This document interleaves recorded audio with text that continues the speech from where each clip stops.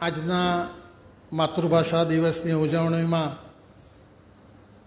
માતૃભાષા પ્રેમી આપ સૌનું હું હાર્દિક સ્વાગત કરું છું. માતૃભાષા તો કોને નહીં ગમે? દુનિયાની કોઈ એવી વ્યક્તિ ન હોય અને કે જેણે સફળતા મેળવી હોય એ ચોક્કસ ને ચોક્કસ એનું ભણતર ગણતર કે જે પણ ગણો એ માતૃભાષામાં જ થયું હોય અને એ આપણી સામે બધું દેખાય છે. એટલે હું આજે જે આવકાર છે એની શરૂઆત એવી રહીશ મણિયારની બે લાઈનથી કરું છું. ઓરડાને માત્ર ફાનસ જોઈએ, વિશ્વને સૂરજનું ઓજસ જોઈએ, ધન હોય તો એને વંશવારસ જોઈએ અને માતૃભાષા પ્રેમી હોય તો એને વારસો જોઈએ. તો આજે તમે જે હોલમાં બધા વારસો છે એમાં કોઈ મીનમેક નથી, પરંતુ એ વારસો પર આજે મોહર લાગી છે કે તમે ખરેખર માતૃભાષાને ચાહો છો. જીવનની કોઈ પણ અભિવ્યક્તિ હોય, સરળ રજૂઆત કરવી હોય તો એને માટે માતૃભાષા એ સૌથી ઉત્તમ છે. આપણે ઘણી જગ્યાએ જોઈએ, દાખલા તરીકે હું હમણાં વિયેટનામ ગયો હતો. બસ આપણી એક તકલીફ તો એ છે કે ગુજરાત, મહારાષ્ટ્ર, બિહાર બધી ભાષા જુદી જુદી. જ્યારે રાષ્ટ્રની એક ભાષા, એ ભવિષ્યમાં આ પણ આવવાનું છે જે મને દેખાઈ રહ્યું છે કે આપણે ગુજરાતમાં હોય આપણી માતૃભાષા તો ખરી જ, પણ જ્યારે આપણે કોઈ બહારથી આવતું હોય ત્યારે જે આપણું પ્રેઝન્ટેશન હોવું જોઈએ એ કઈ ભાષામાં હોવું જોઈએ? તો એ હિન્દી જે આપણી રાષ્ટ્રીય ભાષા છે, તો આવતીકાલે એવો દિવસ પણ આવશે કે આપણે રાષ્ટ્રીય ભાષાથી જ બધો ઉપયોગ કરતા શીખશું વ્યવહારનો. એ પણ દિવસો હવે દૂર નથી. કારણ આત્મસન્માન, આત્મગૌરવ, આત્મનિર્ભરતા, તમે કોઈ પણ વસ્તુ જુઓ તો એમાં માતૃભાષાનું સ્થાન હંમેશા અનેરું છે. અને આપણી લાઇબ્રેરીમાં જે પુસ્તકો છે એમાંથી લગભગ 84% જેટલા પુસ્તકો આપણી માતૃભાષામાં છે, જે એક સૌથી મહત્ત્વની વિશેષ વાત છે. વેકેશન વાંચનોત્સવ દરમિયાન કે અન્ય વિવિધ કાર્યક્રમો દરમિયાન બાળકો જે રીતે પુસ્તકોનું વાંચન કરતા થયા છે, એટલે પહેલી વાત તો હું એમ કહીશ કે હું જરા પણ નિરાશાવાદી નથી કે આપણે માતૃભાષા માટે બહુ ચિંતા કરવાની જરૂર છે.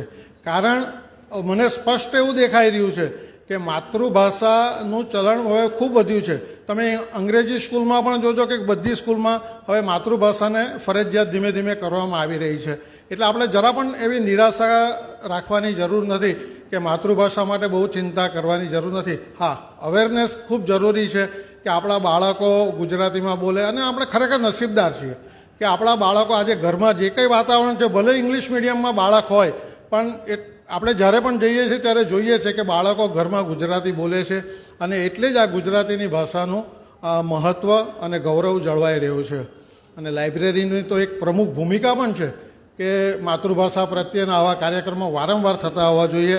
અને આ કાર્યક્રમ અમે અચાનક જ એવો સ્ફૂર્યો અને એમાંથી તમે કાર્ડ બી જોશો ને તો આપણા અધ્ય કવિઓ, લેખકો બધાના ફોટા સહિતનો આ કાર્ડ આપણે બનાવ્યો છે કે આપણે હજુ કોઈને ભૂલ્યા નથી કે જેમણે ભાષાનું ગૌરવ વધાર્યું છે. કેટલી કવિતાઓ નરસિંહ મહેતાની કે હાઇકુ કે બધું તમે વાંચો એક એક વસ્તુ, ત્યારે તમારું જેમ મન પુલકિત થઈ ઉઠે. એટલે આપણે કાર્ડમાં પણ એને લીધા છે. અને બીજી એક વસ્તુ કે આજે કાર્યક્રમને અંતે ગઈ ફેબ્રુઆરીથી આ ફેબ્રુઆરી સુધી જેટલા બાળકોએ, યુવાનોએ કે મહિલાઓએ ગુજરાતી પુસ્તકો વધુમાં વધુ વાંચ્યા છે એમનું પણ આજે અમે સન્માન કરવાના છે કે જેથી નવી પેઢીને એક પ્રેરણા મળે. આજે આપણે આની સાથે સાથે બે વસ્તુ ઉજવવાની છે અને એને માટે ખૂબ જોરથી તમારી તાળી જોઈશે. એક તો માધવીબેને મહારાષ્ટ્રમાં મરાઠી ભાષાના સાહિત્યમાંથી એમને જે પુરસ્કાર મળ્યો, અને બીજું કે એમનો એક લેખ છપાયો જે રમેશ તન્ના અને એમના મિસિસ તરફથી જે પુસ્તક બહાર પાડવામાં આવ્યું એમાં પણ એમનો લેખ આવ્યો. એ પણ ખૂબ મહત્ત્વની વાત છે. એટલે આપણે એમને તાળીઓથી વધાવી લીધા. અને એનાથી વિશેષ ગૌરવપ્રદ વાત એટલી બધી મહત્ત્વની છે લાઇબ્રેરી માટે અને નવસારી શહેર માટે કે ગુજરાતી સાહિત્ય પરિષદ જેવી સંસ્થામાં આપણા ઋત્વિજ ટ્રસ્ટી શ્રી જયપ્રકાશભાઈ મહેતાને 5 આમંત્રિતોમાં સ્થાન મળ્યું છે. આ ખરેખર ખૂબ ગૌરવપ્રદ ઘટના છે. આજે આપણે બંને આપણા જ મહાનુભાવોને સિલેક્ટ કર્યા છે કારણ કે આપણે એનાથી પરિચિત છીએ. ઉમાબેન જે આટલા આચાર્ય શિક્ષિકાની જે ભૂમિકા ભજવી અને એમણે કેટલા બાળકોને કેટલું શિક્ષણ આપ્યું અને એમની પોતાની જીવનની જે નૈતિક જવાબદારી હતી એ સુપેરે નિભાવી. અને જયપ્રકાશભાઈ બેંક ઓફ બરોડાની નોકરી છોડીને આજે 25 વર્ષથી અને એમાં પુસ્તકાલયના વિકાસમાં એમનું પ્રદાન પણ બિલકુલ ઓછું આંકી શકાય એમ નથી. બાળકોને પુસ્તકાભિમુખ કરવા માટે અથવા તો સંવેદનશીલ બનાવવા માટે કોઈ પણ સાહિત્યમાં રસ કરવા માટે જયપ્રકાશભાઈએ કદી પાછું વળીને જોયું નથી. જયપ્રકાશભાઈ, અમે તમારા ખૂબ ખૂબ આભારી છીએ કે આ અને તમારી ભાષા, તમારું વક્તવ્ય હંમેશ કોઈને દરેકને માણવા માટે મન થતું હોય છે. એટલે આજના આવા દિવસે હું બંને વક્તાઓનું ખૂબ હૃદયથી સ્વાગત કરું છું. અને આજે આપણે જયપ્રકાશભાઈનું શાલ ઓઢીને સન્માન કરીએ એ સૌથી બેસ્ટ ગણાશે. તો હું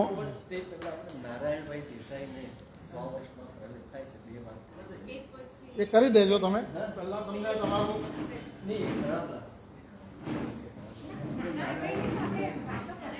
નહીં એ પહેલા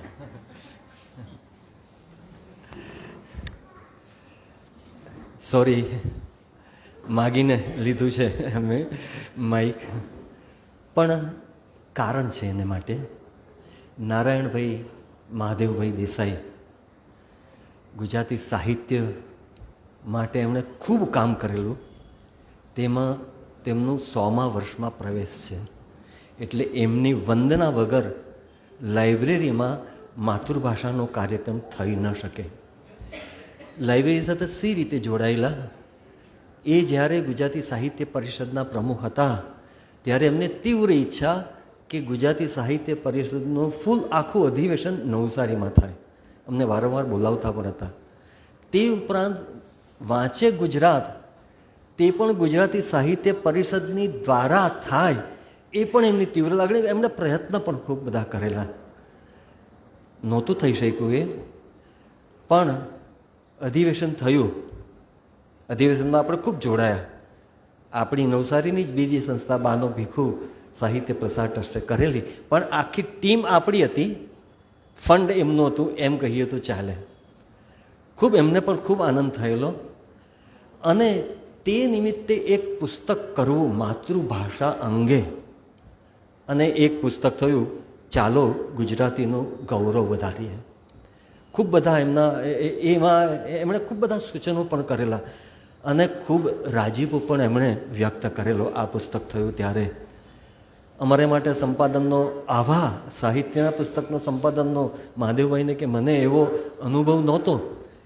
સાહિત્યનું પુસ્તક કરવું અને તે નારાયણભાઈની ઈચ્છાથી કરવું, ઈચ્છા જેવું કરવું, એ બહુ મોટી વસ્તુ હતું. પણ અમે એમના જે માપદંડમાં ખરા ઉતરેલા હતા. એમણે ખૂબ ભરપેટ વખાણ પણ કરેલા હતા. ગીરા ગુર્જરી વિશ્વ ગુર્જરી બને એ એમનું સ્વપ્ન હતું. અમે નિસ્બતવાળું સાહિત્ય અંગે પુસ્તક પ્રસિદ્ધ કરવાના હતા. એમણે કીધું આ પણ ઉમેરો તમે, ગીરા ગુર્જરી બને વિશ્વ ગુર્જરી. એમનો આર્ટિકલ અમે લીધેલું, તેના 2-4 વાક્ય વાંચીને આપણે એમને શ્રદ્ધાપૂર્વક યાદ કરીએ. વિશ્વ માતૃભાષા દિવસે એમણે જે સેવેલા સ્વપ્નો હતા તે પાર પાડવાના આપણા પ્રયત્નો સતત રહો.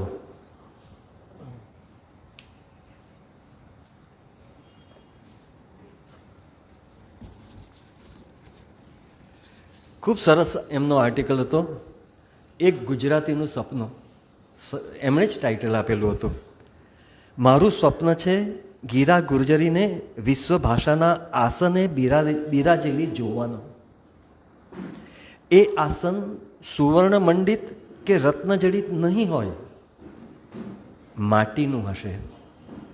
માણસે રસાયણો વડે મેલી કરેલ પરમાણુ વિકિરણો કે જાતના કચરાથી મુક્ત એવી સ્વચ્છ, સુંદર, પવિત્ર માટીનું આસન. એ આસનથી અભિવ્યક્ત થયેલી વાણીમાં અભેદ એકરાગીતાની ગુંજ હશે. ખૂબ જરૂરી છે અત્યારે ડિવિઝિવ ફેક્ટર્સ જે છે તે.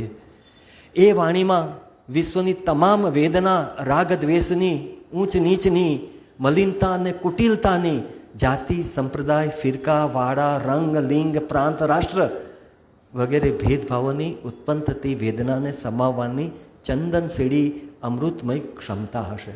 વિશ્વ ગુર્જરીનું અમનું સ્વપ્ન છે. અને એ વાણીમાં તાકાસ હશે ઊંઘતાને જગાડવાની, પડેલાને ઉઠાવવાની અને મરેલાને સજીવન કરવાની. આ સપનું એવું છે કે જેને સિદ્ધ કરવા વિશ્વનું કલ્યાણ ઈચ્છતા અને વિશ્વના કલ્યાણમાં જ પોતાનું કલ્યાણ છે એમ સમજતા સૌએ પોતાનો પુરુષાર્થ ભેળવવાનો છે. આપણને બધાને લાગુ પડે છે આ રીવા. આપણો પુરુષાર્થ ભેળવવાની જરૂર છે. જરા અજમાવી જુઓ તો સમજાશે કે એ સહિયારા પુરુષાર્થમાં જ બધી આળસ અને બધો કંટાળો ખંખેરી નાખવાની અને બધો થાક ઉતારી દેવાની ક્ષમતા છે.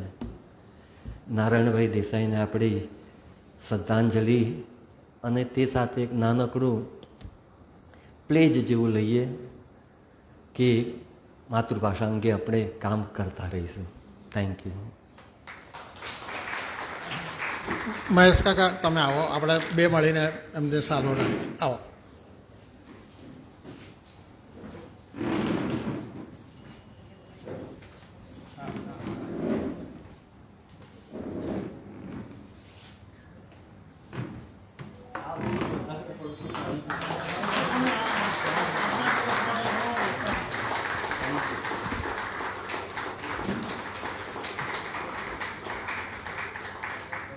ખૂબ ખૂબ આભાર બધાનો અને લાઇબ્રેરીનું ખાસ જયપ્રકાશભાઈનું સન્માન કરવા માટેની તક અમે ઘણા સમયથી શોધતા હતા અને આજના દિવસથી ઉત્તમ દિવસ એના માટે હશે નહીં, એટલા માટે આજનો આ અમે કાર્યક્રમ રાખ્યો છે. એમને જે પુસ્તક અહીંયાથી ભેટ સ્વરૂપે આપવાના છે તો એના પર લખ્યું છે કે જેમની માતૃભાષા પ્રત્યેની નિષ્ઠા, નિસ્બત અને સંવેદના સાહિત્ય પરિષદ સુધી દોરી ગઈ એવા આદરણીય જયપ્રકાશભાઈને સાદર વંદન. પુસ્તકાલયના વાચકો, ખાસ કરીને બાળ વાચકો માટેના વાચન યજ્ઞ, વિચાર યજ્ઞ, ચૈતન્ય જાગૃતિ યજ્ઞના કાર્યમાં આપ સાચા અર્થમાં ઋત્વિજ છો. બાલ વિકાસની દરેક પ્રવૃત્તિઓ જેમની રગરગમાં વ્યાપેલી છે એવા સંવેદનશીલ રુજુ હૃદયના સ્વામી શ્રી જયપ્રકાશભાઈને પુસ્તકાલય પરિવાર તરફથી સસ્નેહ અર્પણ. વિશ્વ માતૃભાષા દિવસ તારીખ 21 ફેબ્રુઆરી 2024 અને પુસ્તક છે શબ્દવેદ, નરસિંહ મહેતાની સમગ્ર કવિતા. અમે તમારા સાથે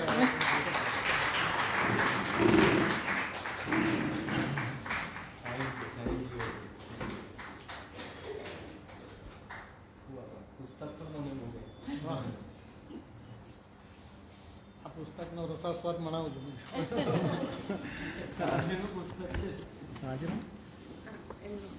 હા તમારે આજના આપણા બીજા વક્તા ઉમાબેનને જે આપણે પુસ્તક ભેટ સ્વરૂપે આપવાના છે તે છે મહાભારતના પાત્રો. એમને પોતે આ પુસ્તક સિલેક્ટ કર્યું છે કેમ કે એમને ખૂબ જ આ વિષયમાં રસ છે. એમાં લખ્યું છે કે માતૃભાષા પ્રેમ જેમને હૃદયસ્થ છે, સહજ છે, ગળથૂતીમાં છે અને જેમની વાણીમાં પણ એ છલકે છે એવા આદરણીય ઉમાબેનને પુસ્તકાલય પરિવાર તરફથી સસ્નેહ અર્પણ. વિશ્વ માતૃભાષા દિવસ 21 ફેબ્રુઆરી 2024.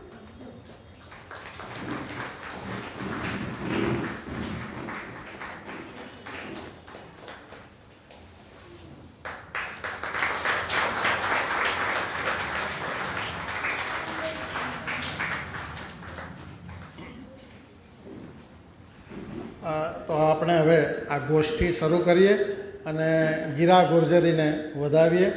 આપણો કાર્યક્રમ આ રીતે રહેશે. પ્રથમ ઉમાબેનનું વક્તવ્ય રહેશે લગભગ 20 થી 25 મિનિટનું. ત્યારબાદ 20 મિનિટનું વક્તવ્ય જયપ્રકાશભાઈનું રહેશે અને ત્યારબાદ આપણે જેમને સર્ટિફિકેટ આપીને મોકવાના છે કે જેમણે સૌથી વધુ પુસ્તકો ગુજરાતી ભાષામાં વાંચ્યા છે તો એ યુવા યુવતીઓની અને મહિલાઓનું અને આ સૌનું આપણે સન્માન કરીશું. આપ સૌ આટલી મોટી સંખ્યામાં વધાર્યા એના માટે હું ખૂબ ધન્યવાદ પાઠવું છું અને આભારની લાગણી વ્યક્ત કરું છું અને ઉમાબેનને એમના વક્તવ્ય માટે આમંત્રણ આપું છું.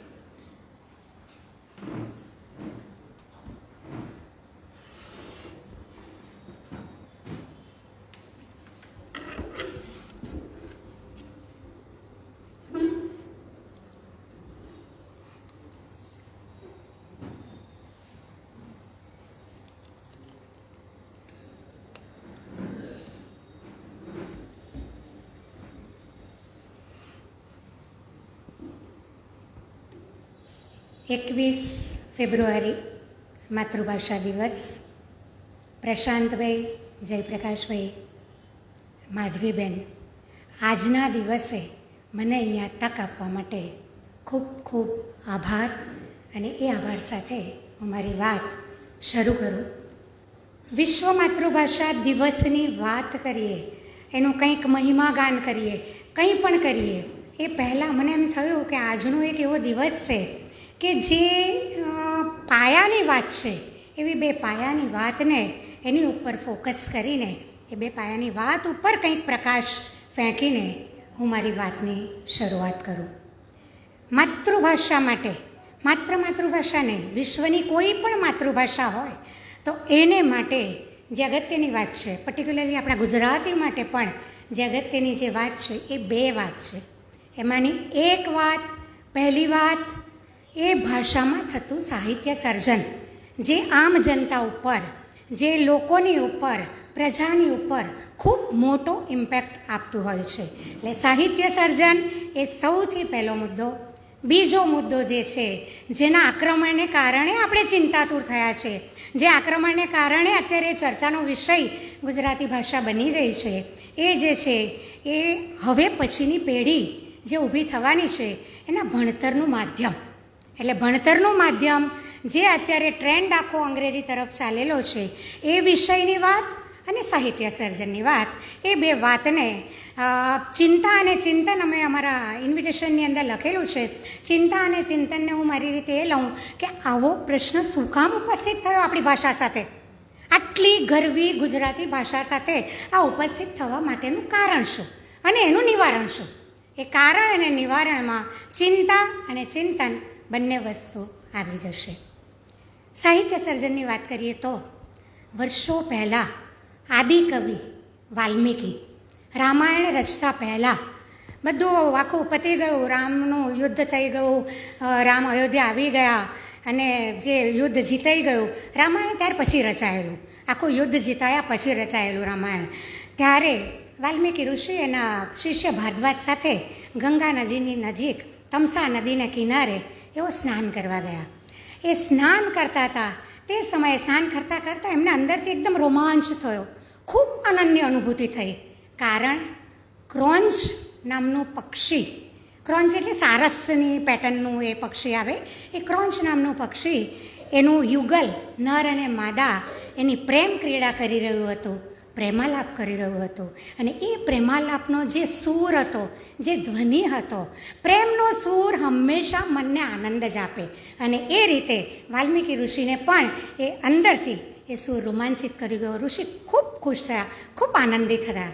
અને એ આનંદની એમની અવસ્થામાં અચાનક મોટો અવાજ આવ્યો. અને અવાજ શાનો આવ્યો? નિષાદ નામના પારધીએ બાણ છોડ્યું અને નર પક્ષી તત્કાળ મરણને શરણ થયું. અને એ મરણને શરણ થયું એની સાથે સાથે પેલી માદા ક્રોંચે વિલાપ ચાલુ કરી ગયો. એ વિલાપ જે ચાલુ થયો, એ વિલાપે એ વાલ્મીકી ઋષિને હલાવી દીધા. એટલી હદે હલાવી દીધા કે એ વિલાપની સાથે એમને એના પ્રત્યેની કરુણા તો થઈ, દયા તો ઉભરી, એ બધું તો થયું, પણ સાથે સાથે પેલા પારધી ઉપર ભયંકર પુણ્ય પ્રકોપ, જે ઋષિની ભાષામાં કહીએ તો પુણ્ય પ્રકોપ પણ થયો. અને એ અવસ્થામાં રચ્યો નથી, એમની રોમાંચિત અવસ્થામાં એ પેલા ક્રોંચ યુગલની અંદર ઓતપ્રોત થઈ ગયા, અંદર એકાકાર થઈ ગયા. અને એ એકાકારની અવસ્થામાં એમની અંદરથી એક શ્લોક નીકળી ગયો. એ શ્લોકના 4 ચરણ હતા. એ 4 ચરણવાળો શ્લોક માટે વાલ્મીકી ઋષિએ એમ કીધું કે આ જે 4 ચરણનો જે શ્લોક છે ને, એના બધા જ શબ્દો, દરેક શ્લોકમાં શબ્દો સરખા જ આપમેળે સ્વયંભૂ રીતે સરી પડેલા શ્લોકના બધા એના ચરણમાં બધા શ્લોકના શબ્દો સરખા હતા. શ્લોક હંમેશા ગેય હોય, એનું ગાન કરી શકાય. તો કે એની અંદર જે સંગીતનો ધ્વનિ હતો, જે લય હતી, એ લય પણ એટલી અદ્ભુત છે કે હું જ પણ પાછો જો રચવા જાઉં તો આ શ્લોક હું ફરી પાછો રચી શકું નહીં. આ શ્લોકને સંસ્કૃત સાહિત્યનો પ્રથમ શ્લોક કહેવામાં આવે છે. સંસ્કૃત સાહિત્યની શરૂઆત આ શ્લોકથી થઈ. આપણું સંસ્કૃત એ સૌથી આદિ પ્રાચીન ભાષા છે. તેનો સૌથી પહેલો શ્લોક એ આ પ્રસંગનો શ્લોક હતો. એ વિશેષ વાત આજની ડેટમાં એટલા માટે છે કે આ આખા પ્રસંગે સાહિત્ય સર્જનની વ્યાખ્યા આપી છે. સાહિત્ય સર્જન એ તમે પરિસ્થિતિમાં જીવનની અંદર ઓતપ્રોત થાવ પછી આપમેળે જે નીકળે અને એ જે સાહિત્ય નીકળે એ સાહિત્ય સર્જન સાચું સર્જન, અને એ જ સર્જન ચિરંજીવ રહે. મનોવ્યાપારને સંતોષવા માટે કરેલું સાહિત્ય સર્જન ક્યારેય ચિરંજીવ રહે નહીં. આ વાત માટે મેં આપણી જે શરૂઆત, આપણી જે સાહિત્ય સર્જનની જે વ્યાખ્યા છે એ ફરી પાછી જ્યારે વાત આવશે ત્યારે આની સાથે કનેક્ટ થઈશું, પણ એની વ્યાખ્યા આ શ્લોકે અને આ ઘટનાએ આપી. આપણી પેલી માધ્યમવાળી વાત ઉપર આવું. માધ્યમની વાતમાં આજથી લગભગ 134 વર્ષ પહેલાંનું દ્રશ્ય છે. આ લખેલું છે ગાંધીજીએ એમની આત્મકથાની અંદર, અને એ પેલું અમે સૌ એક પિતાના સંતાન એ પુસ્તકમાંથી મેં લીધેલું છે. એ પુસ્તકની અંદર ગાંધીજીએ પોતે એનું વર્ણન કર્યું છે. 4થા ધોરણ સુધી તો બધું સારું ચાલ્યું, પણ પછી આખું બધું જે ગોટાળો ચાલુ થવાનો એ ત્યાર પછી ચાલુ થયો. ગાંધીજી પોતે 4થા ધોરણમાં એટલે 1879 79 કે 80, એમની 10 કે 11 વર્ષની ઉંમર હશે. એટલે આ જે લખાણ છે ને એ 1980 વખતનું ફૂલ ફ્લેજ અંગ્રેજોનું રાજ, જે અંગ્રેજોનું પૂરેપૂરું દબાણ, પૂરેપૂરા પ્રેશરની અંદર આખું એજ્યુકેશન સિસ્ટમ ચાલે ત્યારનું આ ગાંધીજીનું લખાણ છે. બધા જ વિષયો અંગ્રેજીમાં ભણવાના, ઇતિહાસ, ભૂગોળ, ગણિત, વિજ્ઞાન, નાગરિક, અરે ત્યાં સુધી કે અમારે સંસ્કૃત અને ફારસી પણ અંગ્રેજીમાં જ ભણવાના હતા. અને એને કારણે જો કોઈ એટલું બધું દબાણ હતું કે જો કોઈ બાળક ગુજરાતીમાં વાત કરે, ગુજરાતીમાં બોલે તો એને સજા કરવામાં આવતી હતી, એને દંડ કરવામાં આવતો હતો. અને હા, શિક્ષકને પેલો વિદ્યાર્થી ભમરાડી શબ્દ એમણે વાપરેલો છે. ભમરાડી અંગ્રેજી બોલે તો વાંધો નહોતો, કારણ કે શિક્ષકનું પોતાનું અંગ્રેજી પણ દોષ વિનાનું નહોતું. આ આખો પેરેગ્રાફ આજની બધી જ અંગ્રેજી માધ્યમની શાળા માટે જો તમે વાપરો 134 વર્ષ પછી, તો એનું એક પણ વાક્ય ખોટું નથી. કારણ કે બધા જ વિષયો અંગ્રેજીમાં, જો બાળક ગુજરાતીમાં રિસેસમાં પણ બોલે, આમ તેમ હરતો ફરતો પણ બોલે, તો એને સજા કરવી, એને દંડ કરવો, એ રિવાજ બધી જ અંગ્રેજી માધ્યમની સ્કૂલોએ અપનાવેલો છે. એટલે એ 134 વર્ષ પહેલાં અંગ્રેજોના પ્રેશરમાં જે પરિસ્થિતિ હતી, અંગ્રેજોથી વિમુખ થયા પછી, અંગ્રેજો જતા રહ્યા પછી આજે પણ આપણી પરિસ્થિતિ આ જ છે. વચ્ચેનો ગાળો એ જે આખી એની પછી અને અત્યારની જે અંગ્રેજી માધ્યમની પરિસ્થિતિ આવી એની વચ્ચેનો ગાળો, યર્સ ટુગેધર, વર્ષો સુધી આપણને ગુજરાતી મીડિયમનું ખુલ્લું મેદાન મળ્યું. 50-60 વર્ષ સુધી નવસારીમાં સ્ટેશનથી શરૂ કરીને ગ્રીડ સુધી જાઓ, બધી જ શાળાઓ ગુજરાતી માધ્યમની. ઘરે ઘર તપાસ કરો કે કયા માધ્યમમાં ભણ્યા છો, તો બધા જ તમને જવાબ એવો આપે કે ગુજરાતી માધ્યમમાં અમે ભણીએ છીએ. એટલે ગુજરાતી માધ્યમની સામે કોઈ રોકટોક નહોતી, કોઈ રોકટોક નહોતી. ગુજરાતી માધ્યમનું ખાલી એકદમ ખુલ્લું મેદાન હતું. તે વખતે આપણે ક્યાંક ચૂક્યા માટે ફરી પાછી આ અંગ્રેજોના ગયા પછી, પ્રેશર રિલીઝ થઈ ગયા પછી, કોઈ ઉપરથી દબાણ નથી કે માતૃભાષામાં કેમ ભણાવો છો, કોઈ દબાણ નથી, ને છતાં એક પરિસ્થિતિ પર આવી ગયા. તો આપણે ચૂક્યા ક્યાં ચૂક્યા? આપણે માતૃભાષાની રિસ્પેક્ટ ચૂકી ગયા, અન્ય ભાષાની રિસ્પેક્ટ ચૂકી ગયા. ભાષા નામે જ રિસ્પેક્ટેબલ છે. દુનિયાની કોઈ પણ ભાષા, મેં તો વારંવાર કીધું છે અને હું પોતે બહુ દ્રઢપણે માનું છું કે ભગવાન પછી જો કોઈનું સ્થાન હોય ને તો ભાષાનું છે. એ ભાષાની રિસ્પેક્ટ આપણે ચૂકી ગયા. આપણે નહીં ચૂક્યા. આપણી ઉપરના મેં જ્યારે આખી આ ગુજરાતી મીડિયમમાં મેં મારી જોબ કરી ત્યારે અમારી ઉપરના કેળવણીકારો, શિક્ષણ સચિવો, શિક્ષણ મંત્રીઓ, જે બધા એમાંના અમુક એવા હતા કે જે લોકો અંગ્રેજોના હાથ નીચે ભણીને આવેલા, ખૂબ સારું અંગ્રેજી ભણીને આવેલા, પણ કોઈએ એમ નહીં કહ્યું કે જો તમે આજે અંગ્રેજીને, આ ગુજરાતી માધ્યમ આપણા હાથમાં છે, આપણે આપણી માતૃભાષામાં ભણાવીએ છીએ, પણ ગુજરાતીની અંગ્રેજીની ટોટલ જો અવગણના કરશો, બાળકને અંગ્રેજીમાં ખૂબ નબળા બનાવી દેશો, તો આના ઊંડા મૂળિયા ક્યારેક ને ક્યારેક એ ઝાડ બનીને વૃક્ષ બનીને પાછા ઊભા થશે. એટલે એ ભાષાનું પણ તમે ગૌરવ સાચવો. માતૃભાષાનું તો સાચવો, પણ અંગ્રેજીનું પણ ગૌરવ સાચવો અને એને પૂરેપૂરી રિસ્પેક્ટ આપીને તમારું ભણતર ચાલુ કરો. આપણે કેવું ભણતર ભણ્યા?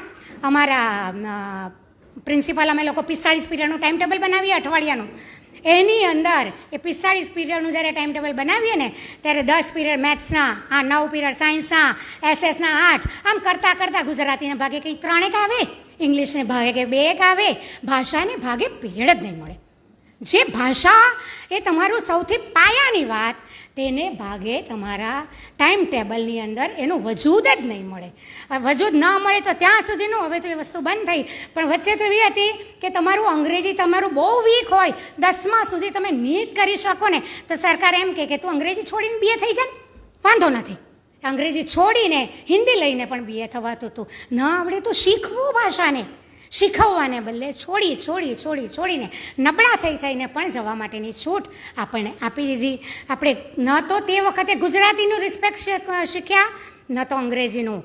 આ વાત બહુ વિચારવા જેવી એટલા માટે છે કે મારી 36 વર્ષની કારકિર્દી મારો સ્પષ્ટ અનુભવ છે કે વિદ્યાર્થીને કે રેવન શિક્ષકને તમે 2 ટોપિક આપીને એમ કહો કે આ સર્ક્યુલરનું ડ્રાફ્ટિંગ મને 5 મિનિટમાં કરી આપો. ડ્રાફ્ટિંગ ગુજરાતીમાં પણ નથી કરી શકતા.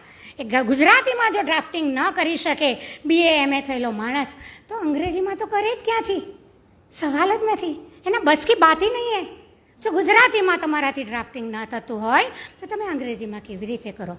આ વસ્તુ આપણે ચૂક્યા, એના માઠા ફળ આજે ભોગવવાનો વારો આવ્યો છે. અને એ માઠા ફળ કેમ આવ્યા? ટોપ 10માં આવેલા, 12 સાયન્સમાં ટોપ 10માં આવેલા બાળકો જ્યારે IIMમાં, એક બાળકનું મારું મોઢું મારી આંખ સામે છે એટલે હું બહુ જ હકીકત આધારિત વાત બોલું છું.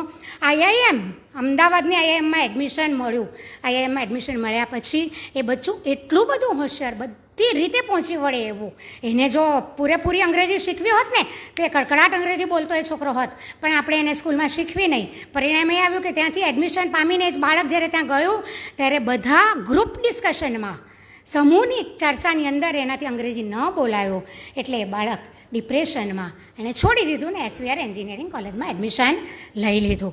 આવા કંઈ કેટલા બાળકો એમ ધીમે ધીમે એક થયો, બીજો થયો, એ 1+1+1+1 કરતાં ધીમે એવો માહોલ જામ્યો કે અંગ્રેજીને કારણે આપણે પાછળ પડીએ છીએ, અંગ્રેજીને કારણે આપણામાં ઉણપ છે, અંગ્રેજીને કારણે આપણે આઉટસ્ટેટમાં જઈએ છીએ ત્યારે બીજા સાથે આપણે કરી નથી શકતા. એ માહોલ ધીમે જામ્યો.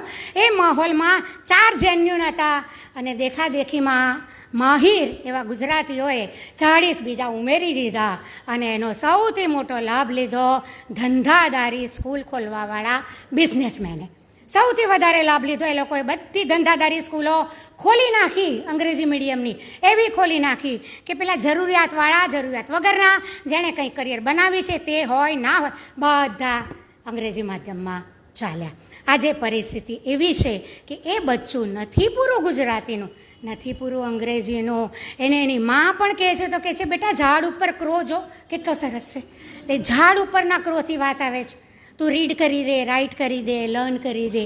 એના ઉપર એની પરિસ્થિતિ છે કારણ કે નથી પૂરું. આ ઝાડ ઉપર કાગડો જો એમ બોલો, ક્યાં તો શુદ્ધ ગુજરાતી બોલો, અથવા have a look on a tree, see the crow is there, તેમ બોલો. બેમાંથી એક વાત બોલો, શુદ્ધ ગુજરાતી બોલો, શુદ્ધ અંગ્રેજી બોલો. પણ આપણે બેમાંથી એક પણ શુદ્ધ તરફ એ લોકોને મોકલ્યા નથી. અને એને કારણે આ જે પરિસ્થિતિનું સર્જન થયું છે, એ પરિસ્થિતિનું સર્જન એ આપણી જ ભૂલને કારણે, આપણા જ શિક્ષણશાસ્ત્રીઓની ભૂલ, આપણને નહીં ચેતવ્યા. અરે ટ્રાન્સલેશન પણ અંગ્રેજીના એટલા સારા સાહિત્યમાં નહીં આપ્યા અને એવી કોઈ ચેતવણી નહીં આપી. એને કારણે આજે આ પ્રજા દિશાહીન થઈને એ બધી બાજુ ઉપર દોડે છે.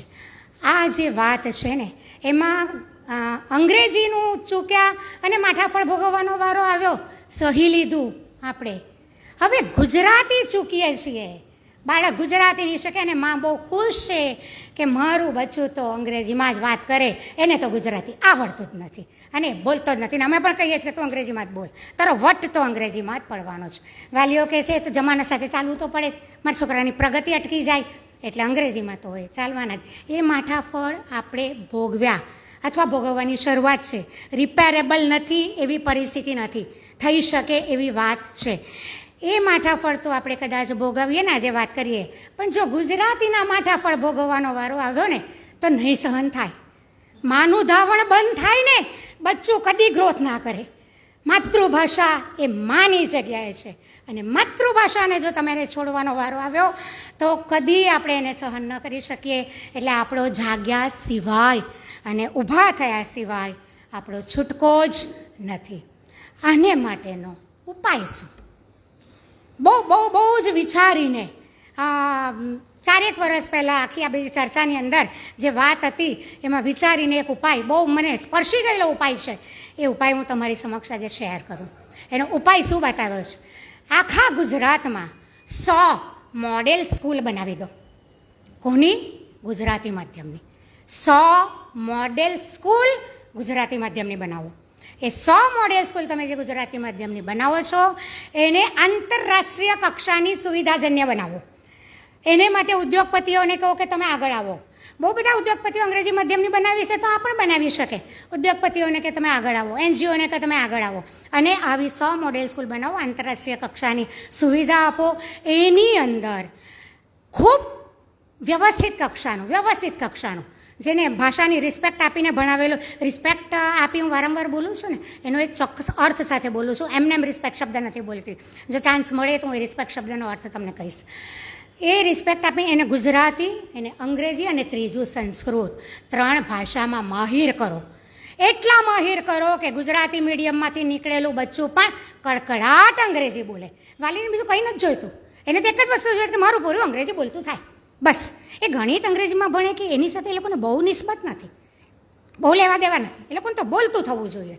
તો ગુજરાતી મીડિયમમાંથી નીકળેલું બાળક જો અંગ્રેજીમાં કડકડાટ બોલતું તમે રજૂ કરી શકો, એ સ્કૂલોની અંદર એક વ્યવસ્થિત આયોજન કરો, એના ટાઈમ ટેબલ, એને માટેનું બધું પરફેક્ટ પ્લાનિંગ કરીને જો તમે એ બાળકને શુદ્ધ સારું ગુજરાતી અને ખૂબ સારું કડકડાટ અંગ્રેજી વત્તા સંસ્કૃતનું જ્ઞાન, એની અંદર આ 3 બાકીના જે આપણા કમ્પલસરી સબ્જેક્ટ છે એ ખરા, પણ આ 3 ભાષાઓમાં જો તમે મજબૂત બાળકને બનાવી શકો તો જુઓ ગુજરાતી ધારેલી ફી આપીને પડાપડી એડમિશનની કરે કે ના કરે? કરે જ કરે. અને એ કડકડાટ અંગ્રેજી ક્યાં સુધીનું બનાવવાનું છે કે આવી લાઇબ્રેરી જેવાનું પ્લેટફોર્મ મળે. અને મને એ ડ્રીમ છે મારું કે એવા પ્લેટફોર્મ ઉપર આ બાજુ 5 ગુજરાતી મીડિયમની સ્કૂલના બચ્ચા છે, આ બાજુ 5 અંગ્રેજી મીડિયમની સ્કૂલના બચ્ચા છે. ડિબેટ કોમ્પિટિશન અંગ્રેજીમાં થાય છે. ડિબેટ કોમ્પિટિશન બાળકે બોલવાનું કમ્પલસરી શામાં છે? અંગ્રેજીમાં છે. અને પહેલો નંબર હંમેશા કોનો આવે છે? ગુજરાતી મીડિયમના બાળકનો. એ પરિસ્થિતિનું સર્જન થાય તો આપણે પોકારીને કહી શકીએ જેની માતૃભાષા સારી એની બધી જ ભાષા સારી.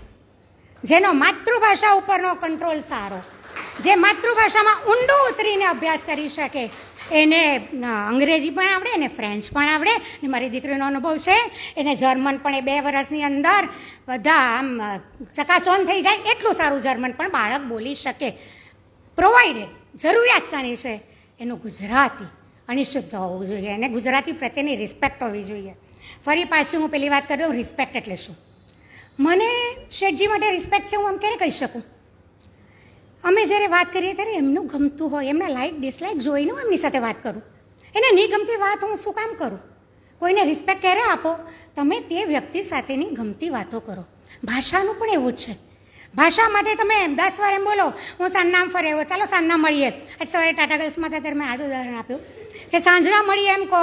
અમે સ્કૂલથી હું છૂટું ત્યારે મળો, અમારા ઘરમાંથી 2 નોકરી હતી આવે ત્યારે મળો, આમ મળીએ તેમ મળીએ, એમ કરીને 10 વાર વાક્ય બોલો. એને બદલે 1 વાર કોને સૂર્યાસ્ત સમયે મળીએ. તો ગુજરાતી ભાષા ખુશ, ગુજરાતી ભાષાની રિસ્પેક્ટ સચવાઈ ગઈ. સૂર્યાસ્ત સમયે મળીએ. કેમ? કારણ કે ગુજરાતી વિચારે છે કે મારી પાસે આટલો પરફેક્ટ શબ્દ હોવા છતાં આ બેન ગોળ ક્યારની શું કામ બોલતી હતી? શું કામ બે સૂર્યાસ્ત નહીં બોલતી હતી? એ તમે એનો યોગ્ય શબ્દ બોલો તો એ ભાષાની રિસ્પેક્ટ સચવાયેલી કહેવાય. જેને માટે જ્યાં જે જરૂર પડે તે જ ભાષા બોલવી, તે જ શબ્દ વાપરવો. બિનજરૂરી શબ્દ પણ નહીં વાપરવો, બિનજરૂરી બોલવું પણ નહીં, અને ભાષાનું અપમાન થાય એવા શબ્દો તો ક્યારેય ન બોલવા. દેટ ઇઝ લેંગ્વેજની રિસ્પેક્ટ. એ રિસ્પેક્ટ તમે જો સાચવતા શીખો તો કોઈ સવાલ આવતો નથી. એટલે આ મોડેલ સ્કૂલ બનાવવાની, એમાંથી નીકળેલો બાળક સંસ્કૃતિ સાચવવાની છે. હા, આ સંસ્કૃતિ સાચવવાની સાથે કેટલી મિનિટ થઈ? સંસ્કૃતિ સાચવવાની સાથે આ જે વાલીઓ છે ને એ લોકો આપણા જ ગુજરાતી છે, આપણા જ માણસો છે, આપણા જેવા જ છે. કારણ કે આ મારો અનુભવ છે. મેં પૂછેલું મારા એક ગ્રુપને, મેં કહ્યું તમે બહુ બધું અંગ્રેજી વાત કરો, તો આપણે એક કામ કરીએ, અંગ્રેજીમાં આટલું બધું છે, અંગ્રેજી જેટલું બેસ્ટ કંઈ જ નથી, તો એક કામ કરીએ આપણે આખા નવસારીમાં કમ્પલસરી કરી દઈએ, બધા અંગ્રેજી જ બોલવાનું, બધી સ્કૂલોને કમ્પલસરી કરી દો, કોઈ ગુજરાતી મીડિયમની સ્કૂલ નહીં જોઈએ, બધી ઇંગ્લિશ મીડિયમની સ્કૂલો. અરે માતૃભાષા અંગ્રેજી જ બનાવી દો ને. મેં કીધું શું ફરક પડે છે આપણને? તરત જ એ લોકોનો શું જવાબ હતો ખબર છે? એવું થોડું ચાલે, એ તો આપણે ઉખડી જઈએ. સાદી સરળ ભાષામાં આ એક માએ આપેલો જવાબ છે. ક્યાંથી ઉખડી જઈએ? આપણી સંસ્કૃતિમાંથી. સભાનતા છે એ લોકોને, સંસ્કૃતિમાંથી નથી ઉખડવું, ખબર છે, પણ મારું છોકરું બિચારું પાછળ તો નહીં રહી જાય ને, એ ગભરાટ છે. એ ગભરાટના માર્યા એ વાલીઓ ત્યાં મૂકે છે. અને મેં તમને કહું તેમ કે વધારે દોષી વાલીઓ કોઈ દોષી નથી, વધારે દોષી એનું આખું ધંધાદારી સ્વરૂપ આપનાર બિઝનેસમેન છે. કારણ કે એવું આખું એ બનાવી દીધું છે, વાતાવરણ બનાવી દીધું છે. એનીવે આપણે મેં જે તમને પેલી સંસ્કૃતને પણ સાથે લેવાની આ ઉપાય, આની જે વાત એ માતૃભાષા બચાવવા માટે આનાથી વધારે સારો ઉપાય મને દેખાતો નથી. આટલી પ્રયત્નશીલ સરકાર આપણને પહેલીવાર મળી છે. એણે કર્યો કે પ્રાઇમરી એજ્યુકેશન આપણે રિજિયોનલ લેંગ્વેજમાં જ હોવું જોઈએ, પણ રાજપુરુષોને ઘણી મર્યાદા હોય છે, રાજકીય આખા એમાં સરકારને ઘણી મર્યાદા હોય છે. એટલે એમાં પણ પાછા છીંડા નીકળ્યા અને થોડું આમ તેમ થયું. બાકી ત્યારે થોડી અપેક્ષા જામેલી હતી કે જો પ્રાઇમરી એજ્યુકેશન મધર ટંગમાં હોય ને તો પછી ભલે ને અંગ્રેજી આવતું, કંઈ ફરક નથી પડતો, આપણી સંસ્કૃતિને કોઈ આંચ નહીં આવે, બાળક ગુજરાતી જાણી લે. પણ હવે એ નથી. પણ આ એક ઓપ્શન પણ વિચારવા જેવો છે અને ત્યાં ગોઠવી શકાય. તમે ડાન્સિંગના ક્લાસ ગોઠવો, સ્કેટિંગના ગોઠવો, આ બધું ગોઠવો છો ને, એ બધું ગોઠવાય છે ને અમારાથી. તો આ વધારાનું ભાષા માટેનું કેમ નહીં ગોઠવી શકાય? એ ગોઠવી શકાય. હવે આની સાથે સાથે પેલી આપણી સાહિત્ય સર્જનની વાતને સાંકળી દઉં. ગાંધીજીએ જ્યારે આ વાત લખીને 1880, એમની ચોથા ધોરણની વાત, તે વખતે આટલું બધું પ્રેશરવાળું અંગ્રેજોનું વાતાવરણ હતું. 1887માં સરસ્વતીચંદ્ર પબ્લિશ થઈ. 1887માં એ જ ગાળામાં, અંગ્રેજોના જ ગાળામાં, ઘેર અંગ્રેજી માધ્યમ, એ જ ગાળામાં સરસ્વતીચંદ્ર પબ્લિશ થઈ. અને ઘરે બહુ મોજથી લોકોએ વાંચી, બહુ મોજથી વાંચી. અને ભાષાને એ રીતે પણ સાહિત્યથી પણ જીવતી રાખી. અંગ્રેજી માધ્યમ હોવા છતાં ભાષાને સાહિત્યથી જીવતી રાખી. પણ એ સરસ્વતીચંદ્રને કેમ મોતથી વાંચી રાખે છે? કારણ કે એની અંદર બાળ લગ્ન, વિધવા વિવાહ જે આપણી સમક્ષથી દેખાય ને ચારે બાજુ, એ પ્રશ્નો એની અંદર હતા. એટલે જે સર્જન હતું ને, એ સર્જનમાં નિસ્બતવાળું સર્જન નહીં, વ્યક્તિ નિસ્બતવાળું, વ્યક્તિને સમાજની નિસ્બત. વ્યક્તિ સમાજમાં ઓતપ્રોત કે ક્યાં પ્રોબ્લેમ છે એનો એણે અંદર ઉતરીને અભ્યાસ કરે. પછી તો ભાષા હોય તમારી પાસે સમૃદ્ધ, તો વાંચા એની મેળે નીકળે. એટલે એ નિસ્બતથી જે સરસ્વતીચંદ્રનું સર્જન થયું તો ઘેરે વંચાયું, કોઈને અંગ્રેજી માધ્યમ નડ્યું નથી. એ જે વાત, વાલ્મીકીની વાત, સરસ્વતીચંદ્રની વાત, એની સાથે એક ન ભૂલાય એવા આપણા ઝવેરચંદ મેઘાણી એનું કેવું સાહિત્ય અને સર્જનની જે આખી પ્રક્રિયા, સર્જનની પ્રક્રિયાની વ્યાખ્યા વાલ્મીકી પછી મને જો કોઈની બહુ સ્પર્શી હોય ને તો ઝવેરચંદ મેઘાણીની છે. એણે લોક સાહિત્યને સાચવવા માટે, લોકગીતોને સાચવવાને માટે એમણે આ સાહિત્યનો, એમનો બહુ સ્પષ્ટ હેતુ હતો કે મારે આ લોક સાહિત્યને લોકો સુધી પહોંચાડવું છે. અને એમણે શેડ્યુલ બનાવેલો, સોમ, મંગળ, બુધ, ગુરુ સોરઠની ધરતીઓ ઉપર ઘૂમ્યા જ કરે, ઘૂમીને બધું ભેગું કરે. અને શુક્ર, શનિ, રવિમાં લેખન ચાલે. અને આ ઘૂમવાની ક્રિયામાં ક્યાં ગામડે જાય, 2 વાગ્યાના પહોંચી જાય, પાદર ઉપર બેસીને કંઈક વાતો કરે, ગીતો ગાય. એમનો કંઠ બહુ સુંદર હતો. એ ગીતો ગાતા પેલો વીજળી નહીં હોય, ઇલેક્ટ્રિસિટી નહીં હોય, એટલે 6-7 વાગ્યા પછી વાળું કરીને બધા ભેગા થાય. બહેનો પણ આવે. બહેનો તો અંદર આવતા 8-9 વગાડી દે. અને એ બહેનોને ખુલતા બીજા 2 કલાક જાય. તે સમયની બહેનો એટલી ખુલતી નહોતી, ખુલીને વાત નહોતી કરતી. ખુલતા 2 કલાક જાય અને પછી મેઘાણી એમને ધીમે રહીને પૂછે કે તમે કોઈ જોયેલી વાત હોય, આ ધરતીની શૌર્ય ગાથા તમારા પિતાશ્રીએ જોયેલી હોય, તમારા દાદા દાદીએ જોયેલી હોય, એવી કોઈ શૌર્ય ગાથા હોય તો તમે મને કહો, મારે તમારે મોડે સાંભળવી છે, તમે જોયેલી હોય. અને એ રીતે રાતના 2 વાગે 3 વાગ્યા સુધીમાં લોકો પાસેથી ભેગું કરીને મેઘાણી એ સાહિત્ય પછી એનું સર્જન કરતા. અને એટલા માટે એવું કહેવાય છે કે મેઘાણી 50 વર્ષની એ ઉંમરે એમનું મૃત્યુ થયું. કેમ કે એમની જે રઝળપાટ હતી ને આ સાહિત્ય શોધનની, એ રઝળપાટ, એમનું મગજ તો બહુ સોલિડ હતું પણ એનું શરીર સાથ નહીં આપ્યો. અને શરીર સાથ ન આપવાને કારણે મેઘાણી આપણી વચ્ચેથી વહેલા ગયા.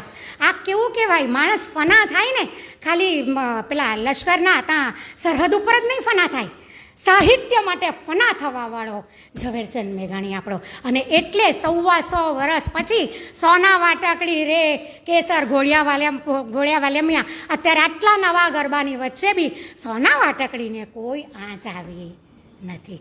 એમની જ એક વાત કરીને હું મારી 20 મિનિટને વિરામ આપું.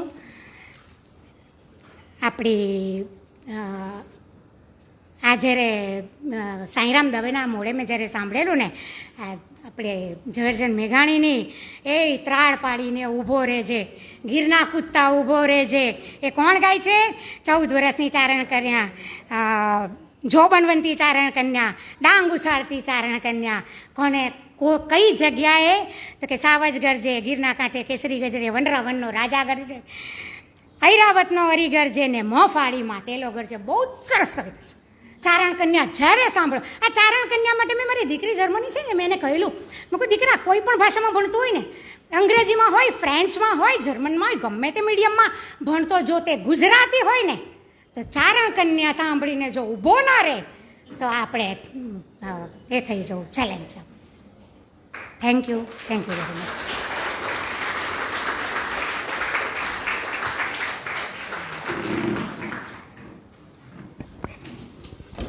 એકદમ ભાવવાહી રીતે ગુજરાતી ભાષા માટે ચિંતા બતાવી અને ઉપાય પણ સાથે સાથે બતાવ્યા. ખૂબ આભાર ઉમાબેન. આપે આપના વક્તવ્યમાં ખૂબ સુંદર રીતે ગુજરાતી ભાષાની વાતો કરી. હવે આપણે જયપ્રકાશભાઈ મહેતાને એમના વક્તવ્ય માટે આમંત્રણ આપીશું.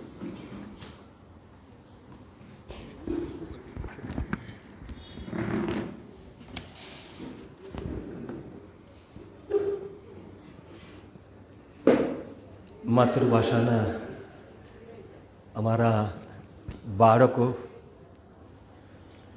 યુવા, માતૃભાષામાં સર્જન કરતા, નાટકના સાહિત્ય પ્રકારમાં સર્જન કરતા પિયુષભાઈ, પત્ર સાહિત્યમાં સર્જન કરતા ડૉક્ટર રાજનભાઈ, કિશોરભાઈ ટંડેલ લલિત નિબંધો, અને પોતાની માતૃભાષામાં સર્જન કરતા પ્રદીપભાઈ પંડ્યા. માતૃભાષા મને પૂછતા કે તમે શું બોલવાના છો? હું તો શિક્ષણવિદ નથી, સામાન્ય માણસ, એટલે શું બોલવું તે દિવસે તો એમને કહી ન થઈ ગયો. એટલા માટે કે મારી પાસે તૈયાર હતું માતૃભાષા, માતૃભૂમિ.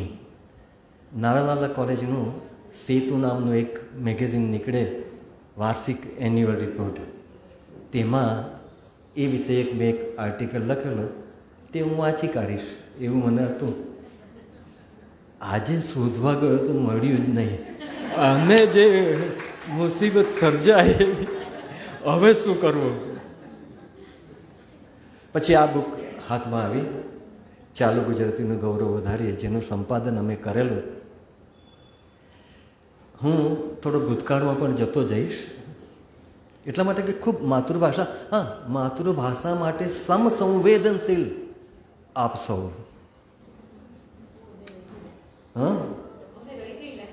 તમે રહી ગયેલા. તો માતૃભાષા અંગેનું એટલે ગુજરાતી સાહિત્ય પરિષદ, એક બીજા પણ ભાઈ રહી ગયા, ડૉક્ટર ધમેચા સાહેબ, પ્રોફેસર ડૉક્ટર ધમેચા. એ પણ ખૂબ સરસ નિવૃત્તિમાં પણ ખૂબ લખે છે અને ખૂબ પુસ્તકો પ્રસિદ્ધ કરે છે. અને એમનું જ અત્યારનું પુસ્તક આવવાનું છે, એ કહેવતો અને રૂઢિપ્રયોગો. એ પુસ્તક એવું છે કે એના ઉપર અનેક પ્રકારની સ્પર્ધાઓ રાજેશભાઈ તમારા જેવી સ્કૂલો કરી શકે, જો આપણે માતૃભાષા માટે કંઈક કરવું હોય તો. એવું એ સરસ પુસ્તક છે. એમણે ઘણા બધા પુસ્તકો લખેલા છે. તો ચાલો ગુજરાતીનું ગૌરવ વધારીએ. એ પુસ્તક તૈયાર કરવાનું અમને જ્યારે થયું ત્યારે પહેલાં કોનો લેવો લેખ, અને ત્યારે સચ્ચિદાનંદ અમારા હાથ પકડનારા, એટલે એમના આશીર્વચનથી આપણે આ પુસ્તક કરીશું. સચ્ચિદાનંદ તો લેખ મોકલ્યો જ નહીં. અને પછી એક દિવસ ફોન આવે છે કે તમે જ અહીંયા આવી જાઓ ને દંતાલી. અને દંતાલી હું અને માધવભાઈ જઈએ છીએ. એ હિંચકા પર બેઠા હોય છે, હું બાજુમાં બેઠેલો. અને આ લેખની વાત કરી, કેટલા એ પ્રકાંડ પંડિત, માતૃભાષા ગુજરાતીના પ્રોફેસર નથી, અને 650 વર્ષનો ગુજરાતી ભાષાનો ઇતિહાસ હિંચકા ઉપર બેઠા બેઠા લખાવે છે. અને ખરી ખૂબી તો એ છે કે એ કરતાં કરતાં પાછા બીજી ઇન્સ્ટ્રક્શન, બીજી સૂચનાઓ આપતા જાય છે કે એમને પ્રસાદ આપજો, હા તમે આજે જમીને જજો. અને પાછા પૂછે ક્યાં હતા આપણે, હું કહું એટલે પાછું ચાલે. એ સચ્ચિદાનંદજી કહે છે કે પ્રજાનું ગૌરવ કયું. ગૌરવ વિનાની પ્રજા એ તો મુર્દાલ છે. મળદું અને ગૌરવ વિનાની પ્રજામાં કોઈ ફરક નથી. તો પ્રજાનું ગૌરવ કયું? પ્રજાનો ઇતિહાસ એ એનું ગૌરવ. પ્રજાનું સ્થાપત્ય એ એનું ગૌરવ. પ્રજાની સંસ્કૃતિ એ એનું ગૌરવ. અને પ્રજાની માતૃભાષા એ એનું ગૌરવ. અને છેલ્લું ગૌરવ સૌથી વધારે, એવું પણ એ બોલેલા કે એમાંથી છીકાવી પણ નાખેલું. તો આ માતૃભાષા અંગે છે. માતૃભાષા એટલે માતૃભાષા અને માતૃભૂમિ એ શબ્દોથી વિશેષ છે. એ ભાવ છે. એના વિકલ્પો આપણી પાસે નથી. મને કઈ માતૃભાષા મળે એ વિકલ્પો મારી પાસે નથી. મને કઈ માં મળે, મને કઈ માતૃભૂમિ મળે, એ વિકલ્પો આપણી પાસે નથી. એ ઋણાનુબંધ સાથે જોડાયેલા છે. એ ઋણ અનુબંધ છે. તેથી જ આપણે માતૃભાષા વિશે, મા વિશે કે માતૃભૂમિ વિશે વાત કરીએ ત્યારે ભાવુક થઈ જતા હોઈએ છીએ. માતૃભાષા અંગે એ ક્યારે કેવી રીતે સ્પર્શી જાય છે તેની બે, માતૃભાષાની અસર, તેની બે વાત કરીશ. હું ત્યારે કદાચ હાઈસ્કૂલમાં અથવા તો કોલેજના પહેલાં બીજા વર્ષમાં હશું ને અમારા ત્યાં આગળ એક ડાંગનો એકદમ દરિદ્ર નારાયણ, આંખો ઊંડી ઉતરી ગયેલી, ગાલ બેસી ગયેલા, થોડું લીધેલું પણ હોય, નાચે, ટીચુમ ટીચુમ કરનો નાચતો હવે પૈસા માટે. અમે આપીએ લોટ આપવાની, ત્યારે હતું લોટ આપતા હતા. તે વખતે અમારા પડોશમાં એક કામ કરવાવાળી ભાઈ તે આવે છે, થોડી વાતો થાય છે એની સાથે, અને એ બેનની આંખોમાં આંસુ આવે છે. મેં કીધું નહીં આપણે આપીશું, એને આપીશું, આપણે મારી પાસે જે શર્ટ છે તે પણ આપીશું. પણ એ આંસુ એની દરિદ્રતા અંગે નહોતા. ડાંગી ભાષામાં એની સાથે ઘણા વખત પછી એ બેન, ગુંટી એનું નામ, એ વાત કરે છે, મને મારી ભાષા સાંભળવા મળી, મને મારી ડાંગી ભાષા સાંભળવા મળી. આ ઘટનાનો હું સાક્ષી છું. એવી જ એક બીજી ઘટના તે મેં વાંચેલી છે પ્રાણીઓમાં પણ માતૃભાષા અંગે કેવો પ્રેમ હોય છે તેની ખૂબ ખૂબ સરસ વાત છે.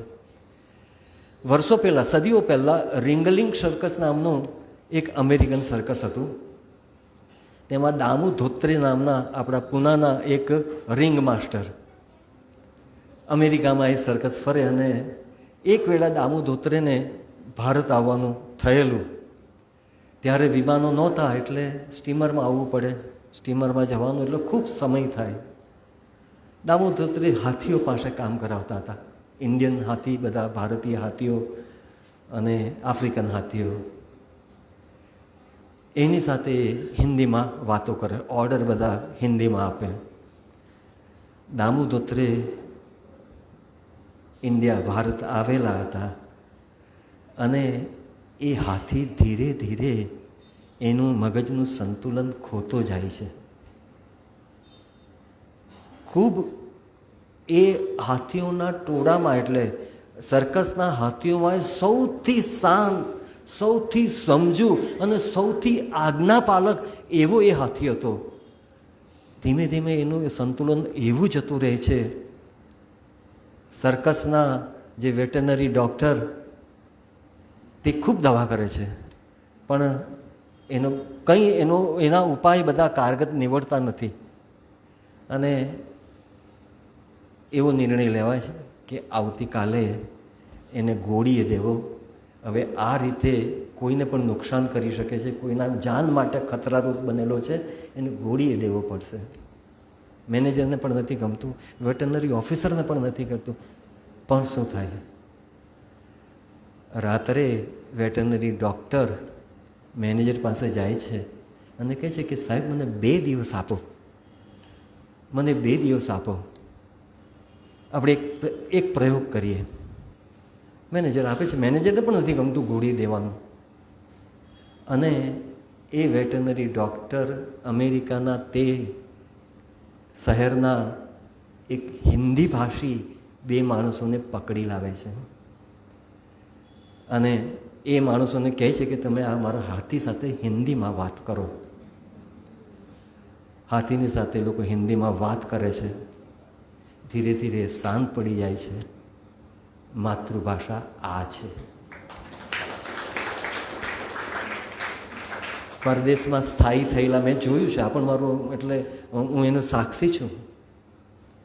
પરદેશમાં સ્થાયી થયેલા આપણા ગુજરાતી ભારતીયો હોય છે અને નાના મોટા કાર્યક્રમો થતા હોય, સંગીતનો કાર્યક્રમ હોય, અને ત્યારે એ મેરે પ્યારે વતન કે ચિઠ્ઠી આઈ હે એ ગવાય,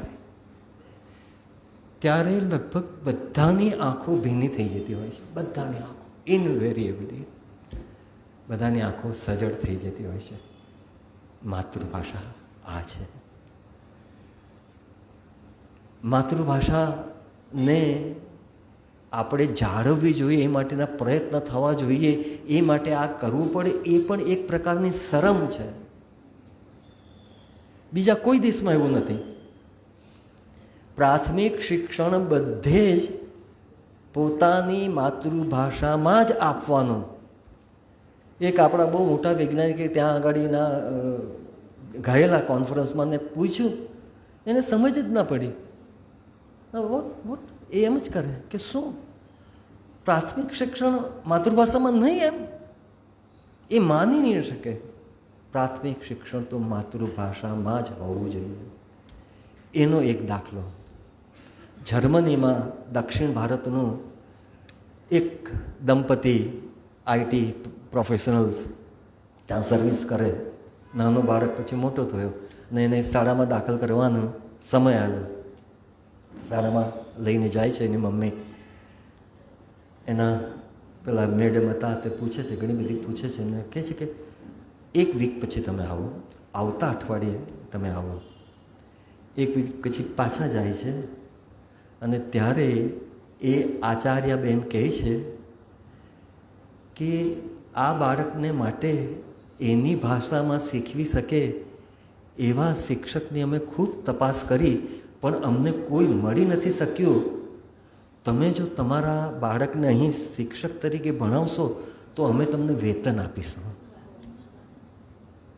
માતૃભાષામાં જ પ્રાથમિક શિક્ષણ હોઈ શકે, આનાથી ઉત્તમ બીજું કયું ઉદાહરણ આપી શકાય?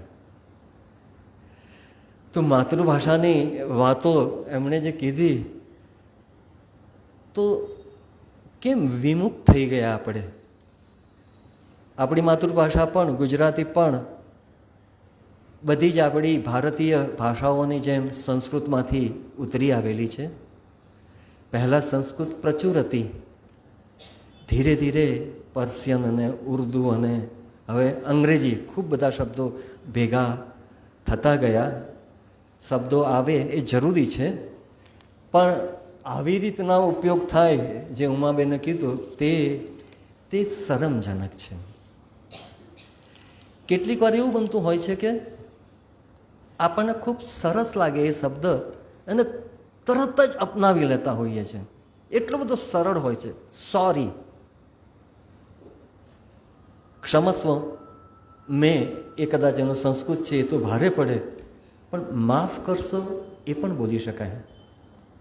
આપણે નથી બોલતા, આપણે સોરી, કારણ કે માફ કરશોમાં પશ્ચાતાપ છે, માફ કરશોમાં એની ભૂલનો સ્વીકાર છે, સોરીમાં એ નથી.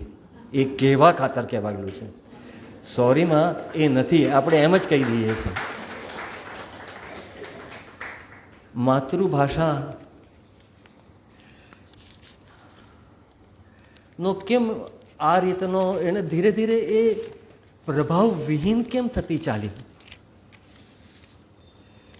આ પુસ્તક માટે અમે ઘણા બધા કાગળો લખેલા અને વાતો પણ કરેલી. ઉસ્તાદ સાહેબ સાથે પણ વાતો કરેલી. કાગળ લખેલો હતો અને એમનો એક સુંદર લેખ આવી ગયો. એટલે પછી બીજે દિવસે મેં કીધું, ખૂબ સરસ લેખ છે સાહેબ તમારો, પણ અમે તો તમારા એક કાવ્યની આશા રાખેલી હતી. અને ઉસ્તાદ સાહેબે બીજે જ દિવસે વેરી સેકન્ડ ડે એમનું સરસ કાવ્ય પણ આવેલું, ગુજરાતી વિષયક છે. આમાં ગુજરાતી વિષયક ઘણા બધા કાવ્યો છે.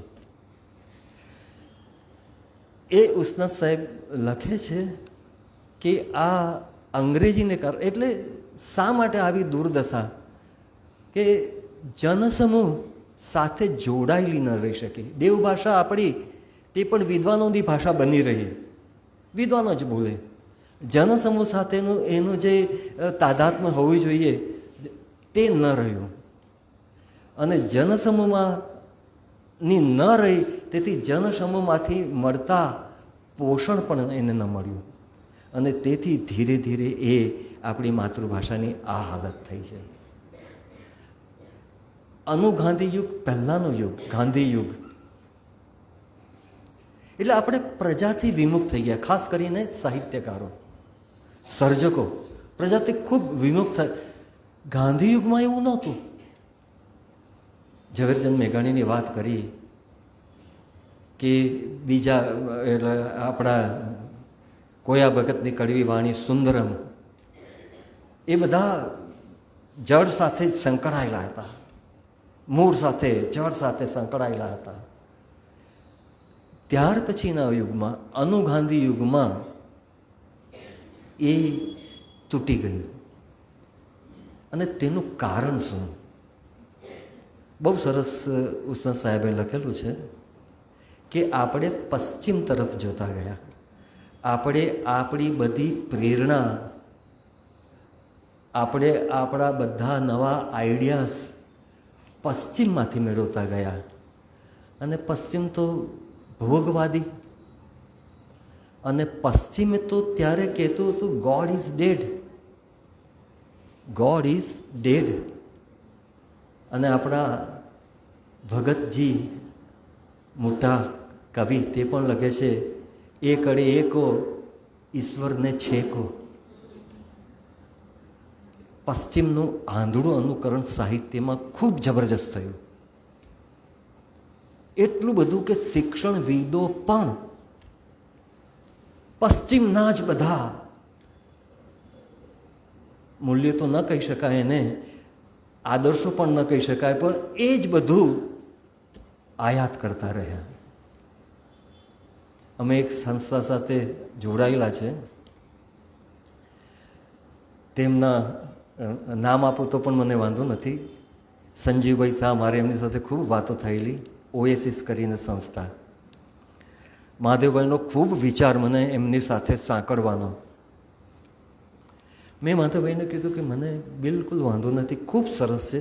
હું છું જ્યોતિર્ધર નામનો શિક્ષકો માટેનો એ કાર્યક્રમ હતો, અભિયાન હતું રાધર. મને મેં કીધું કે બધું જ પશ્ચિમનું ને પશ્ચિમનું તે જ સારું. આપણા શિક્ષણવિદોની વાતો તો આમાં આવતી જ નથી. આપણે ત્યાં થયેલા પ્રયોગોની વાતો તો આમાં આવતી જ નથી. ત્યાંના પુસ્તકોનો અનુવાદ કરીને તે જ બધું શીખવતા રહેવાનું અને તેમાંથી આપણે શિક્ષક નવો જન્માવવો છે. એ તો છે જ આપણી પાસે, તે આપણે બદલવા માગીએ છીએ. એટલે માધવભાઈ, હું તમારા આમાં એમની સાથે જોઈન્ટ નહીં થઈ શકું. હું લાઇબ્રેરીમાં રહીશ તો વધારે કામ આવી શકીશ. અને માધવભાઈ મારું માનેલું પણ ખરું.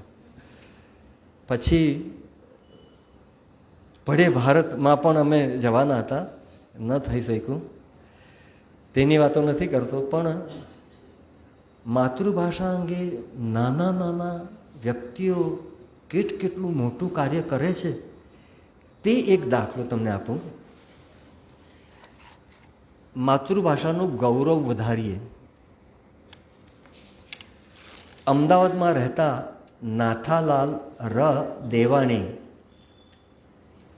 એ માતૃભાષામાં એને સારા લગતા માતૃભાષા વિષયક લેખો, કવિતાઓ બધા ઉતારે પોતાના હેન્ડરાઇટિંગમાં, એમના જ અક્ષરોમાં કરે અને પછી એની ઝેરોક્સ કરાવીને અમારા જેવાને મોકલે. આ એમની 26મી બુક છે. માતૃભાષા અંગે સંવેદનશીલ ખૂબ બધા લોકો છે અને મને તો ખૂબ આશા છે, તમે જે વાત કરીને, હવે આ જ અંગ્રેજી માધ્યમોની શાળાઓ ગુજરાતી માધ્યમમાં જ શીખવશે. પ્રાથમિક તો શીખવશે જ શીખવશે અને આપણી સંસ્કૃતિને માટેના પણ એ લોકો લાવશે. બધા અભિયાનો, એવી પ્રવૃત્તિઓ પણ લાવશે. એ કદાચ સમયની માંગ છે. એટલે માતૃભાષા અંગે એટલા ચિંતિત આપણે ન રહીએ, પણ એટલા બેપરવા પણ ન રહીએ.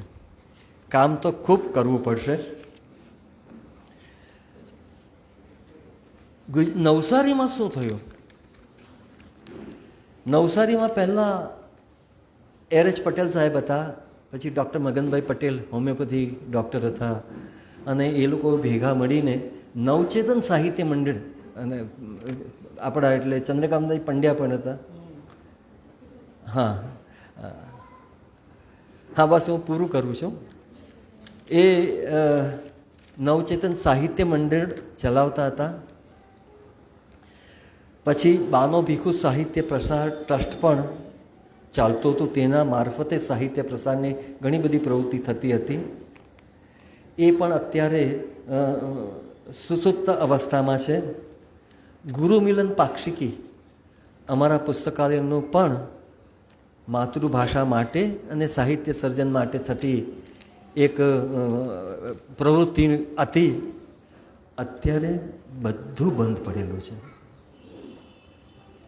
જ્યારે માતૃભાષા માટે સમસંવેદનશીલ ભેગા થયા હોય ત્યારે આવી એક પ્રવૃત્તિ, હવે તો આપણા કરતાં નાના, આપણને જોઈને શરૂ કરી. ડૉક્ટર રાધિકાબેન ટીક્કુએ વલસાડમાં જેવી રીતે બુદ્ધ સભા અમદાવાદમાં ચાલે છે તે રીતે એમણે પણ શરૂ કરી.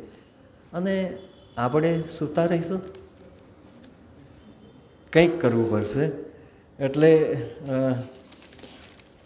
કદાચ મને લાગે છે કે વધારે મારે ન કહેવું જોઈએ. હા, પણ આપણી લોકલ બોલી, ધ્રુવ ભટ્ટ બોલીનો બહુ આગ્રહ રાખે છે કે બોલીનું પણ એનું પણ સંરક્ષણ થવું જોઈએ. માતૃભાષાનું તો થવું જોઈએ, પણ બોલીનું પણ સંરક્ષણ થવું જોઈએ. બહાર ગયા બોલી બદલાય, પણ એને પણ જાળવવી જોઈએ.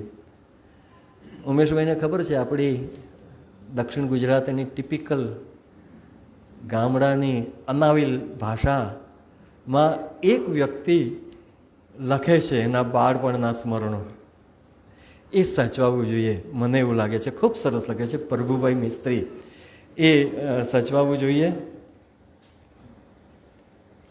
નાથાલાલ દેવાણી લખે છે આપણું આ પુસ્તક કેવું કેવું કામ થયું તે લાઇબ્રેરીના માધ્યમ દ્વારા. આ જે પુસ્તકના રચયિતા કરતા તે લખે છે કે માતૃભાષા અંગે સમય સમયે હસ્તલિખિત અંકો બહાર પડતા તેઓ લખે છે કે મોટાભાગના લેખો મારી પાસેના 2 પુસ્તકોમાંથી લીધા છે. માતૃભાષા મહિમા ગાન ભદ્રાયુ વચ્છરાજાની અને ચાલો માતૃભાષાનું ગૌરવ વધારીએ આપણું મહાદેવભાઈ દેસાઈ અને જયપ્રકાશ મહેતાનું સંપાદન. એ કે હું મારી પાસે રાખું છું. ખબર નહોતી કે આ પુસ્તકનું આટલું મહત્ત્વ છે. પણ પુસ્તક થયું અને જ્યારે વાંચે ગુજરાતના એ સંદર્ભમાં ભગવતીબા શર્માજીને મળવાનું થતું હતું. વાંચે ગુજરાત થયું પછી પણ અમારા હાથમાં લઈને એ ભીની આંખોએ સજળ નેત્રે અમને કહેતા હતા કે મારું જીવન તમે સાર્થક કર્યો, મારા જીવનના સાર્થકતા તમે આપી.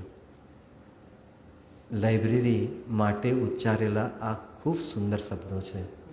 વાંચે ગુજરાત એ મારું સ્વપ્ન, એવું એ કહેતા હતા. એમણે અસૂર્ય લોકમાં લખેલું વાંચે ગુજરાતની પણ બાળકોને વાંચતા કરવાનું. આપ બધા સંવેદનશીલ ગુજરાતી માતૃભાષા માટે છો, પધારેલા છો. આપના થકી જે કંઈ પણ થાય, શું થઈ શકે, 2 મિનિટ વધારે દઈશ પણ મારે કહેવું છે. શું થઈ શકે? ગુજરાતી મેગેઝિન હું ખરીદું, મિલાપ બંધ થઈ ગયેલું, સંસ્કૃતિ બંધ થઈ ગયું, ગ્રંથ બંધ થઈ ગયો, કુમાર બંધ થઈ ગયેલું, અખંડ આનંદ બંધ થઈ ગયેલું. એ 2 તો પાછા શરૂ થયા છે. પણ એક આવું સામાયિકનું લવાજમ આપણે ન ભરી શકીએ? એટલું પણ કરીએ તો માતૃભાષા માટે કંઈક કરેલું લેખાશે. તે રીતે કોઈકને આપણે માતૃભાષા અંગે વાંચતા કરવાનો પણ પ્રકલ્પ કરીએ તો તે પણ માતૃભાષા માટે થયેલું એક કામ ગણાશે. કહેવતનો દાબડો એ લાવી રહ્યા છે. એ પુસ્તક આધારિત આપણી શાળાઓ જો નાની મોટી સ્પર્ધાઓ રાખે કે આપણી લાઇબ્રેરી પણ રાખે તો પણ એક માતૃભાષા અંગેનું સરસ ખૂબ બધા કામો છે અને થતા પણ રહે છે ને હવે થતા પણ રહેશે. તો આ સાથે વિદાય લઉં છું. આજે તો સાલ પણ ઉઢાડી દીધી એટલે કાયમી વિદાય છે.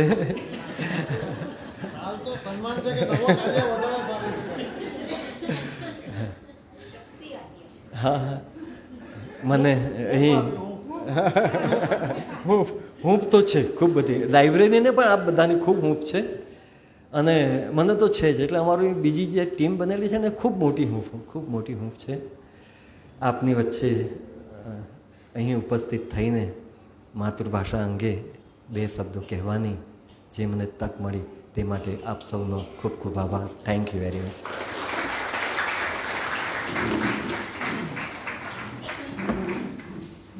ખૂબ આભાર બંને વક્તાઓનો કે આજે માતૃભાષાના દિવસે ભવિષ્યમાં આપણે કેવું કાર્ય કરી શકીએ એની એક રૂપરેખા અને તમારા તરફથી વિચાર મળ્યા. આમ તો લાઇબ્રેરી તમે જુઓ ને તો મહાભારત ઓલિમ્પિયાડ જુઓ, ગાંધી 100 શતાબ્દીનો ઉત્સવ જુઓ કે ઝવેરચંદ મેઘાણીનો, આ બધું કરવા પાછળનો હેતુ શું છે તમે મને કહો? ગુજરાતી પુસ્તકો વાંચે અને ભાષા શીખે, એ જ છે. આપણે કોઈ દિવસ અંગ્રેજી પુસ્તકો વાંચવા માટે પ્રેરણા આપી જ નથી. એટલે આપણા અભિયાન આવવાના વર્ષોમાં પણ આવવાના છે. તો એનું મુખ્ય હેતુ ગુજરાતી ભાષા, ગુજરાતી પુસ્તકો ઘર ઘર સુધી પહોંચે અને વાંચે છે બાળકો. અમુક જ સમય એવો જાય એ ડિસેમ્બર અને જાન્યુઆરી કે જેમાં ઓછા પુસ્તકોનું વિતરણ થતું હોય, બાકી રોજના 80 પુસ્તકો જવા એ આ લાઇબ્રેરીનું સૌભાગ્ય છે અને આ નવસારીના સંસ્કારી અને માતૃભાષા પ્રેમી વાચકોને લીધે જ આ શક્ય બને છે. હવે આજે આપણે જે